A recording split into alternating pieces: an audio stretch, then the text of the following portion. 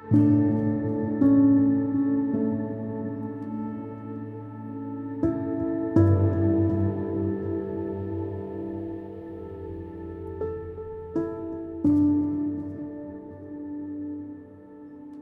an honor and a privilege for me to be here with Abbot Joost Waters, who is the Abbot General of the Norbertine Order.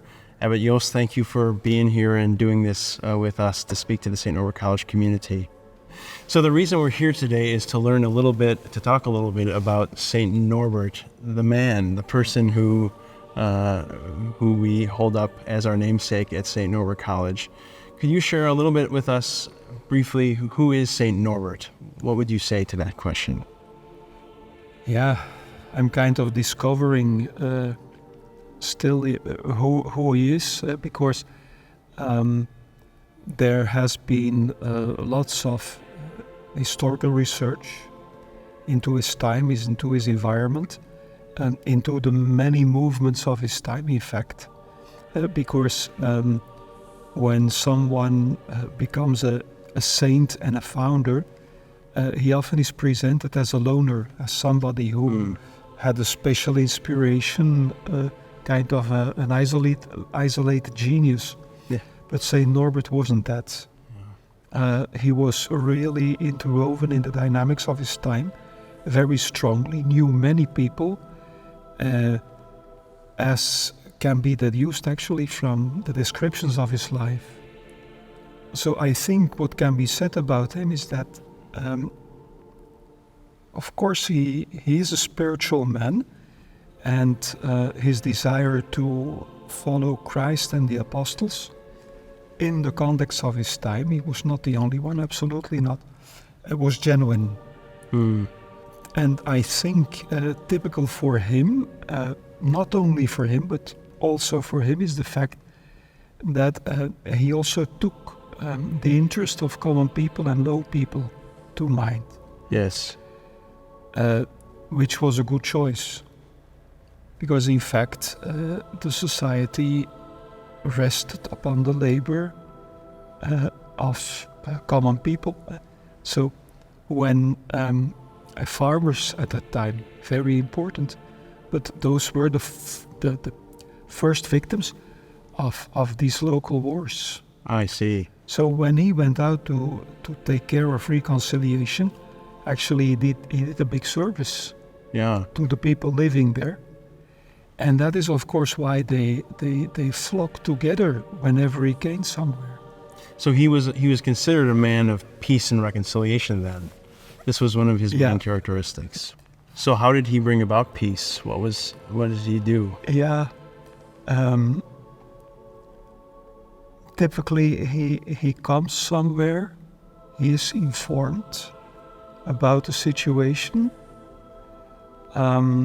Several cases he goes to the church, he celebrates Mass, sometimes twice or thrice, and then comes out and preaches. But he also tries to meet with the Lords, and eventually to get them at the table. If I understood correctly from his vitae, he relied heavily on the gospel. So he, as an evangelical man, as an imitator of the apostle, he could use these arguments. Yeah. Because he lived them. You see? Yeah. So the way you live reflects your credibility. The messenger was also part of the message. Ah, I see. Yes.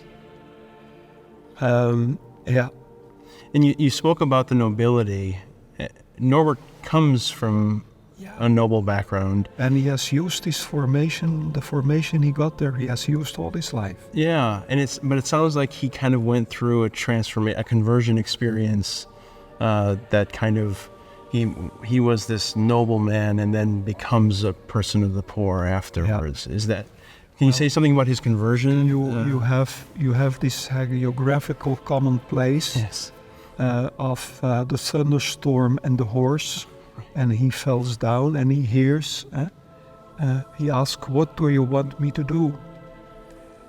Now, interesting is that in the background there is the description of what he did.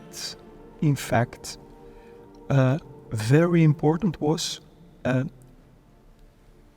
spiritual reading of the Holy Scripture. His hermetical experience. But also as a hermit, he celebrated Mass daily, which was exceptional in his time. His contacts with the Abbey of Rolduc, where there was a chapter of Reformed regular canons. His contacts with Abbot Kuno of Siegburg, Benedictine. So he kind of took counsel wherever he could. And in fact, during all his life, you see people appearing to whom he listens. Wise voices. Yeah. At Bishop Burkhardt, Bishop Bartholomew, then an abbot who tells him not to go to the school of law. So he, And as Norbertines, we kind of take a vow to a conversion of our ways. We say this, right, in our vow formula. Yeah, and there are two formulas. In the temporary profession, we say, I renounce the world. Right. That is, of course, a certain approach to human relations. How would I could describe it in such a way? I'm not going to use contacts, ambition just for myself. I'm not going to involve myself in these worldly mechanisms, which is actually nothing more than a civilized cockfight. I see. And then the other one, the solemn profession, is I promise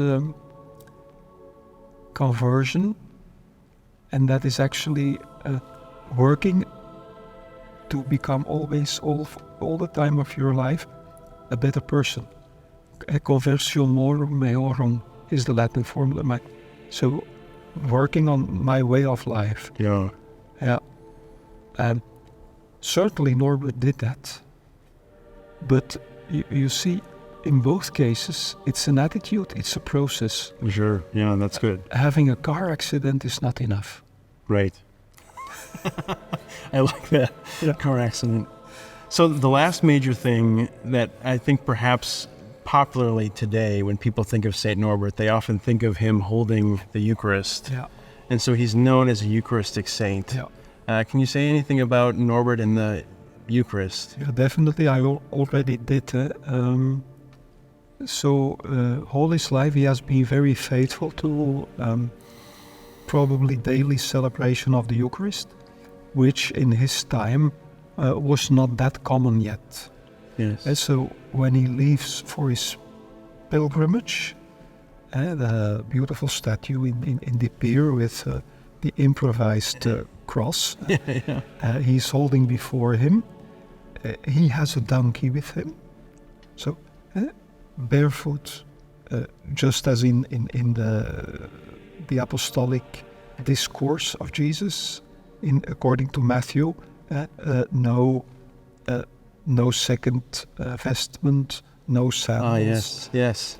He has a donkey, and there is the missal, chalice, and the vestments to celebrate.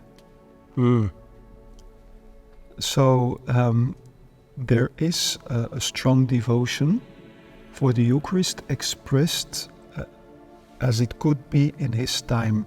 Yeah. Well, great. So we've talked about St. Norbert, peace and reconciler, as a man who was a man of conversion and a man of the Eucharist. Yeah. I think this gives us a great picture of the man, St. Norbert. Thank you, Abbot General, for your time here. We really appreciate My pleasure. your words. Yes, thank you. Yeah.